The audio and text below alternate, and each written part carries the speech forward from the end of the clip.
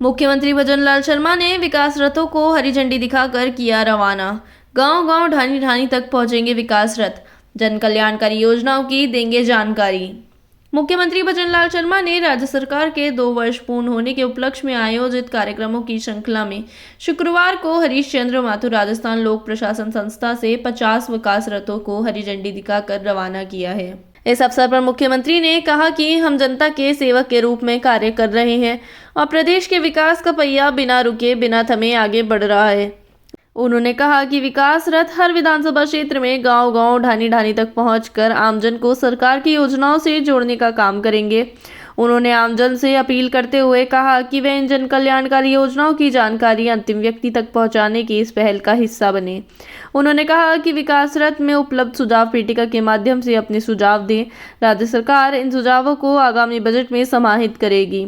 मुख्यमंत्री ने कहा कि सरकार जनता की सेवक है और 2 वर्षों में 5 साल के वादों में से 70% काम पूरे किए जा चुके हैं। पानी बिजली के क्षेत्र में बड़े सुधार हुए हैं। 22 जिलों में दिन में बिजली उपलब्ध कराई जा रही है और किसान सम्मान निधि की राशि 9,000 से बढ़ाकर 12,000 रुपये की करने की तैयारी है।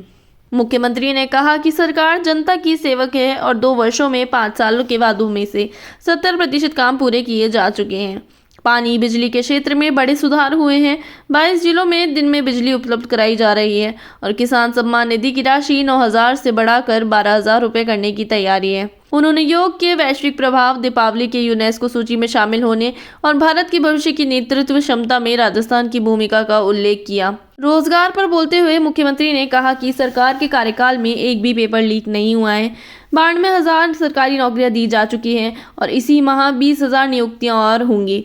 राइजिंग राजस्थान के तहत 35 लाख करोड़ के MOU साइन हुए हैं, जिनमें से 8 लाख करोड़ की ग्राउंड ब्रेकिंग हो चुकी है, जबकि निजी क्षेत्र में 2.5 लाख रोजगार प्रदान किए गए हैं।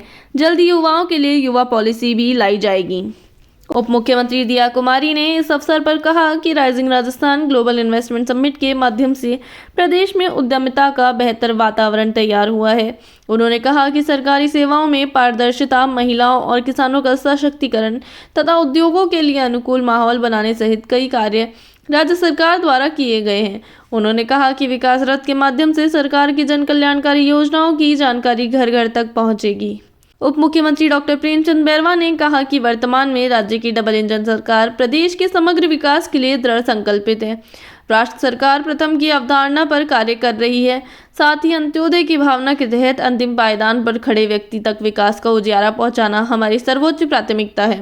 उन्होंने कहा कि विकास रथ के माध्यम से 2 वर्षों की विकास उपलब्धियां तथा नीतिगत सुधारों की जानकारी आम जन तक पहुंचेगी।